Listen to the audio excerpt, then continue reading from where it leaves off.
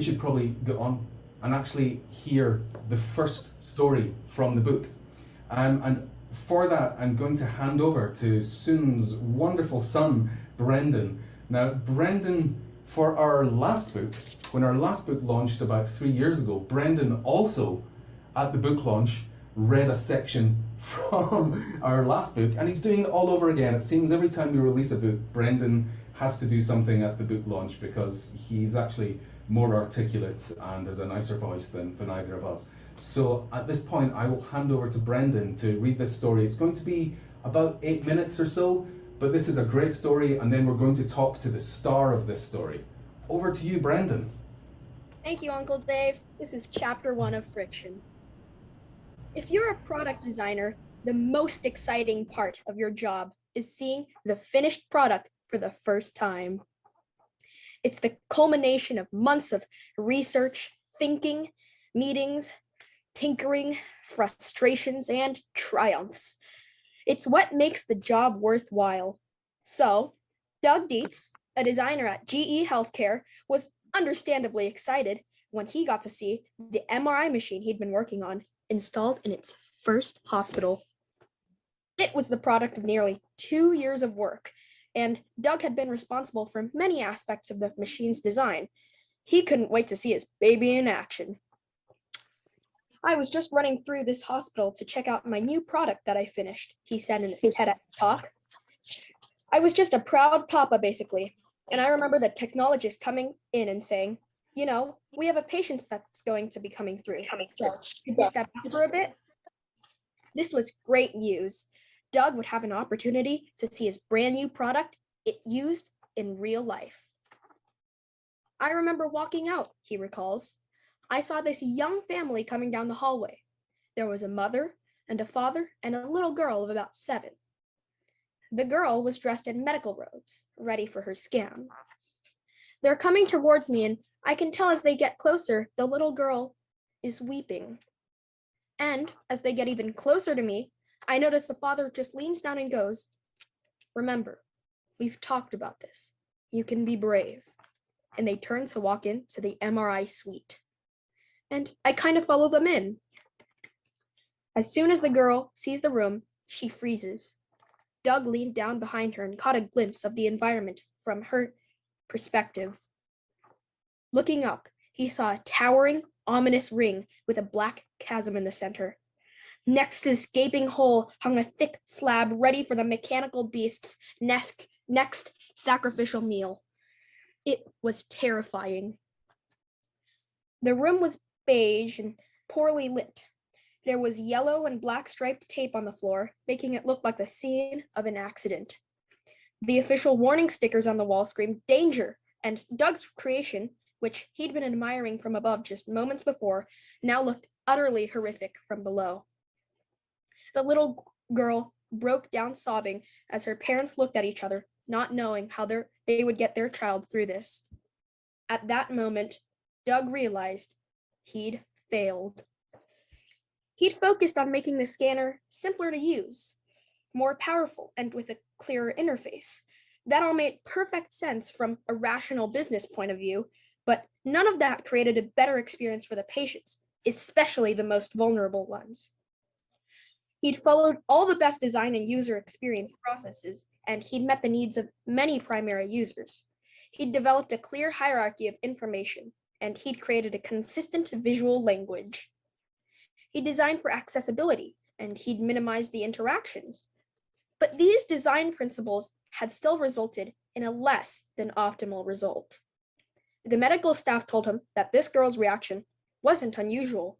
About 80% of the kids had to be sedated before putting through the scanner. And that's not just traumatic for the young patients. It affects their parents too, and makes the job more stressful and unpleasant for the hospital staff. No one had a good experience with this scanner. So Doug set off on a mission to change that.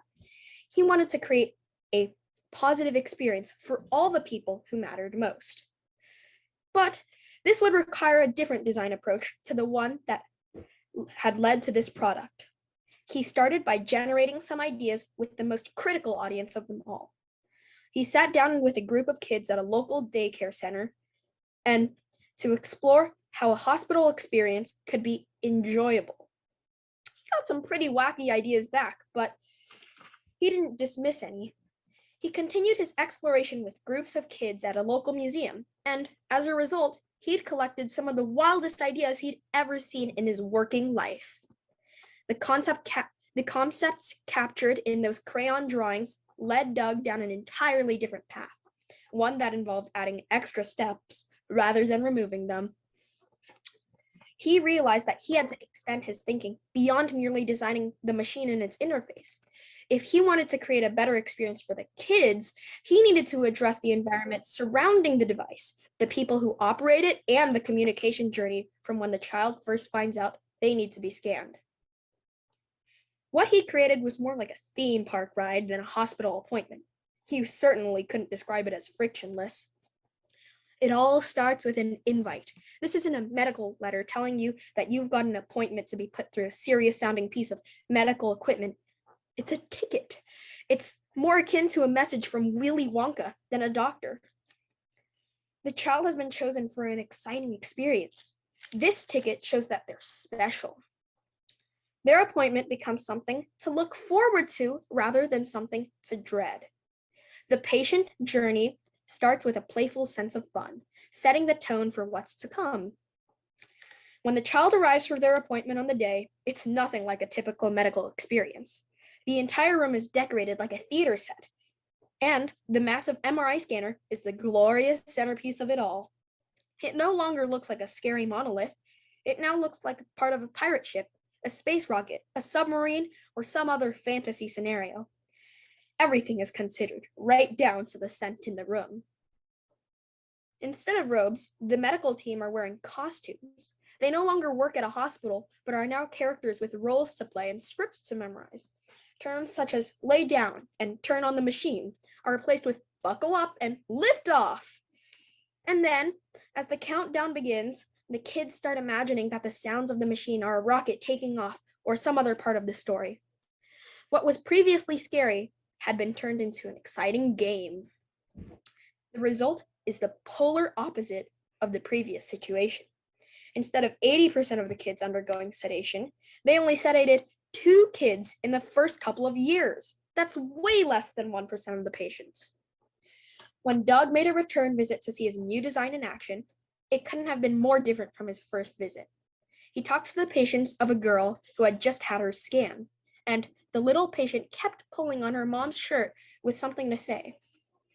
Doug continues the tale. She goes, "What is it, honey?" And the little girl looks up and she says, "Can we come back tomorrow?"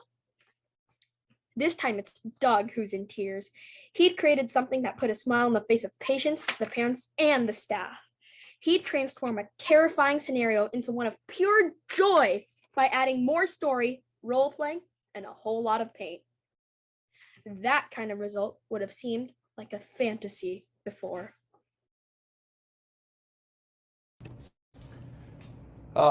Beautifully done, Brenden. Thank you so much. You've got a career as a voiceover artist ahead of you, I think. Here it's beautifully read.